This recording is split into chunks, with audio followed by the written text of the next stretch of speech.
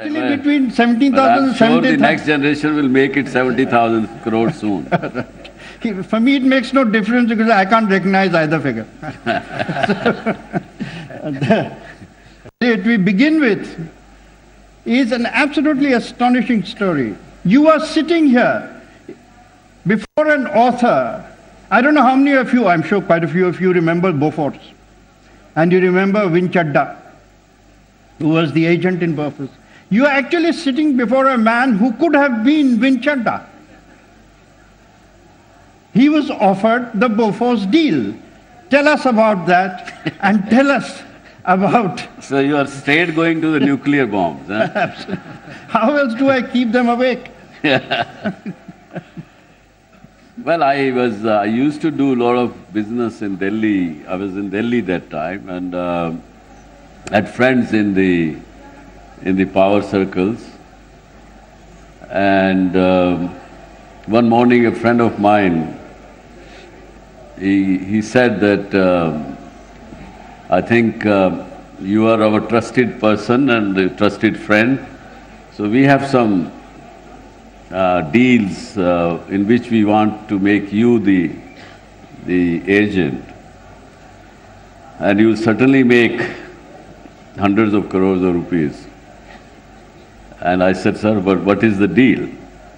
And he said, it's just defense ministries. I said, is it arms deal? He said, yes, obviously, what does defense otherwise purchases? So I said, can I have one day's time to think about it? And otherwise, I think the lure of money, 100 crores during 83, 84 was enormous. Today's must be more than 1,000 crores. So, but somehow something was telling me inside it is not right. And I came, I spoke to my brothers and couldn't sleep in the night actually. Though all these things I have not mentioned in the book. And next morning I went and told, sir, I regret it, I won't be able to do it. And had to tell a lie. Okay, my father has told me no, because अपने को arms का धंधा नहीं करना, मौत का सौदागर नहीं बनना, इसलिए नहीं कर पाऊंगा. So what was it in your conscience that said no? I mean, you're a businessman. It was both. Actually, what I said was also a reality. That, yeah, we can make money, but why to make money by killing people? Or why to have the arms business? There are many businesses you could do. Sure, and he spent all his life making money out of making people laugh. Yeah. Much better way to do so. I think so. Yeah. Entertaining people is a better thing to do than doing arms deals, I guess. But tell me, you are being far more discreet in your talk today than you are in the book. You've mentioned names there, yeah, which are, which are going to create new stories for ZEE and for everyone else. You've actually mentioned in specific detail, there is a very famous associate of Mrs. Indira Gandhi called Dhirendra Brahmachari. I wonder how many would remember his name, but he was a yoga instructor and very close and became a sort of middleman. Tell us about Dhirendra Brahmachari and his influence on Delhi's power circles at a very significant time in our history. Well, see, a friend of mine during just a meeting told me that because I was in food grain business, grain activities, we used to supply to the army, the food grains. So a friend of mine told me that rice export to Russia is a very good business and lot of money in it. So I asked few questions, but he said he won't answer, but he said, you will not be able to imagine that much money would be there in this. But for this you need really very, very high level approach. It won't be possible at the level of let's say, the trade was being controlled by the Commerce Ministry that time. So he said, no, it won't be possible at the level of Commerce Minister to help you. And Russians will not entertain you because they have their own sources of supplies. So you need somebody above the Commerce Minister. I said, above Commerce Minister, it is only Prime Minister. Who else? Yes, somewhere there. And somehow it took me about 8 months, 9 months before we could reach. Somebody told me that Dhirendra Brahmachari can bring you anything. And I reached there and he really was helpful and he got us the first deal of rice from Russians, certainly. And what was the quid pro quo? Why don't you read? You have read the book. Why don't you tell the house?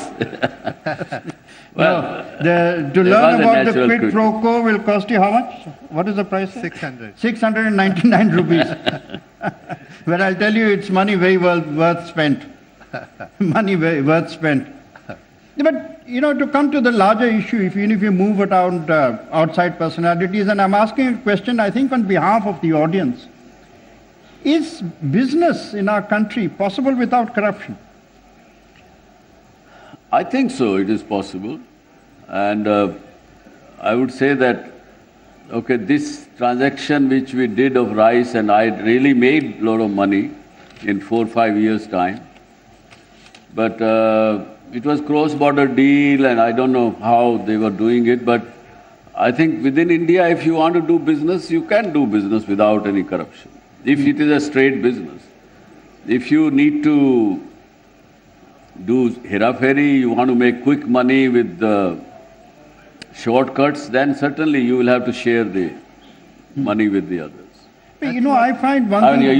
You heard yesterday, one of the cabinet ministers of Government of India, I am friends with him now more than 14 years. He was ex-Chief Minister of Goa, and now he is Defence Minister of Government of India. But I have kept my friendship, but never gone to him. Many of them are there. In this government, previous government, Congress government, never went to people for asking for business deal transaction, because my companies do business directly, straight. They participate in the bidding process. They get or they don't get it.